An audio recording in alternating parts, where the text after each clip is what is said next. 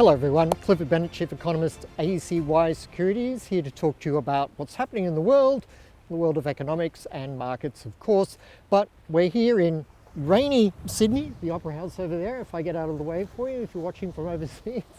A little bit of a rainy day in Sydney, but the city has come back to life to a certain amount, given that several restrictions have been eased, hospitality, places like hairdressers, those sorts of businesses, retail, reopening today, only for the vaccinated, of course, which means that 30% of the adult population is even more excluded than it was previously. In other words, it has slightly tougher restrictions. For instance, a unvaccinated person could go to a hardware store yesterday, but they can't today. It's a minor thing, but it just goes to show that these are complex issues, and it's certainly not a case of a reopening with everyone having lots of money to spend and being all excited. There is some excitement, of course, about we're going to get back to normal, and that is a very good thing, and we should continue down that track, and everyone totally endorses that. I've only been saying just don't expect there not to be a human price to be paid, unfortunately. In the US on Friday, we saw absolutely, and let's not try and sugarcoat it, catastrophic jobs data. Non-farm payrolls, very small number, up 194,000, I think it was. Market was expecting 900,000, which is just a standout example of how when people are forecasting economic numbers, really they just use the previous number and they change it if they're a little bit bullish or bearish. There's no magic ball, if you like, crystal ball for economists to gaze into and get those numbers right. We've been more correct than pretty much everyone else in our call on the US economy, suggesting that it would move to the downside, and it certainly is, and that jobs data confirms that. Now, we can all look past that sort of thing and say, oh, it's going to reopen, but the US has already reopened. And supply chain disruptions, fluid employment market, those sorts of things are going to continue to have an impact. Jobs being created, but jobs being lost as well. For those of you watching from overseas, I just had a brush turkey walk up to me. Wonderful little creature, he's gone now, otherwise I'd point the camera at him, but I was slightly distracted. Usually they stick very much to themselves. I'm doing a real tourist sort of call today. Where are we? Over this side. There goes the ferry. I mean, what a lifestyle. You can live here on this point, catch the ferry to work. That's not me, but that's how some people live. I did that years ago. It's a great way to live. And Sydney is a great city, so it's nice that it's coming back to life today. US jobs data, US economy, very worrisome. Chinese economy slowing badly. Energy problems, power disruptions, but that's not unique to China. Texas had that. So around the world, a problematic situation is still unfolding as the world really maybe is trying to recover from COVID and Delta, but isn't really, in that it's not cured. It's just learning to live with COVID, and that's the in phrase of the moment. Moving forward, we can expect that learning to live with COVID to have an economic impact that isn't entirely positive. So, absolutely be prepared for all economic forecasts from government leaders and central banks to be overly optimistic at this point.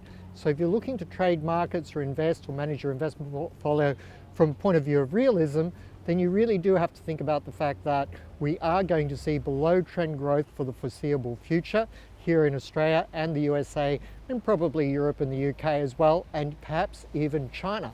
But below trend in China is still a very strong economy, but perhaps not as strong as people would like it to be. In terms of markets, we saw the US equity market stall out badly on Friday night. It couldn't go on with fresh gains after the previous two big strong days and lingered. And in futures trading in Asia today, it's been a little bit soft, but then bounced back just a little bit. But overall, from the New York close, still a little soft. People are a little bit unsure after that catastrophic jobs number. The Australian dollar looks to be rolling over. The Australian stock market looks to be rolling over. I think really the Australian marketplace, the economic commentary around it, is set itself up for disappointment. And disappointment is not fully priced in to either the currency or the stock market here. So I still think there is. I mean, a couple of months ago, I started talking about a Sell Australia theme. And I think that's still in play, particularly in the minds of global investors. So be a little bit cautious there. Euro and sterling have both tried to rally. They have a little bit of a spring in their step on the day, but again, the medium-term trend for those currencies is a little bit heavy, given that the US dollar will remain a safe haven currency in this great time of uncertainty. And paradoxically, in a way, really, the more the US economy falls in on itself, the more people want to buy US treasuries and the US dollar as a safe haven flow. And of course, that brings us to gold. Gold had a very sharp price spike to the upside on Friday, but then retreated just as quickly, almost in a matter of minutes. So very volatile there, but still I think that medium to long term accumulation process should work out well. Sterling Australian dollar, if you want to trade being short the Australian dollar, if that's your view, it's my view, if it's your view as well, you want to trade being short the Australian dollar, but perhaps with not quite the volatility of the Aussie US dollar cross, then perhaps buying sterling, selling Aussie, that sterling Aussie cross is something to look at. It's a really interesting support level in sterling Aussie at 1.1870. I'd suggest keeping an eye on that and maybe treating sterling Aussie a little bit like a gold trade, just sort of small here and there, steady accumulation for the moment. If it goes under 118.70, then you sort of delete this strategy in the short term and re-establish it again further down the track perhaps.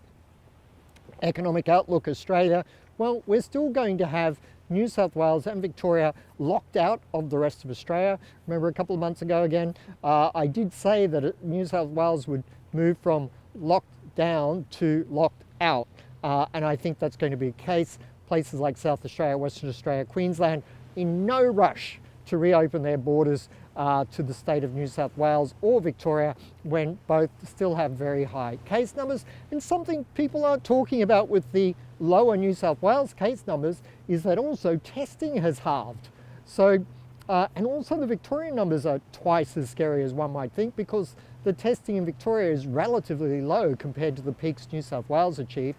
And when we're up around the 1,500 mark in New South Wales, testing was about twice as high or significantly higher than it was now. So on a sort of, on that kind of basis, things might not be quite as rosy as people would hope they are. The reopening is definitely going to see a regeneration of the virus. Everyone expects that. The Australian Medical Association has agreed with the view that I've offered some time ago, that we still need to be very cautious. And on a personal level, personal message from me to you out there, if you're in New South Wales and Victoria, is still be very careful, even if you are vaccinated. Actually, that's true wherever you are living in the world, because vaccination makes you safer, but you're not totally safe. So do be careful. Clifford Bennett, Chief Economist, ACY Securities. Thank you very much, and see you next episode.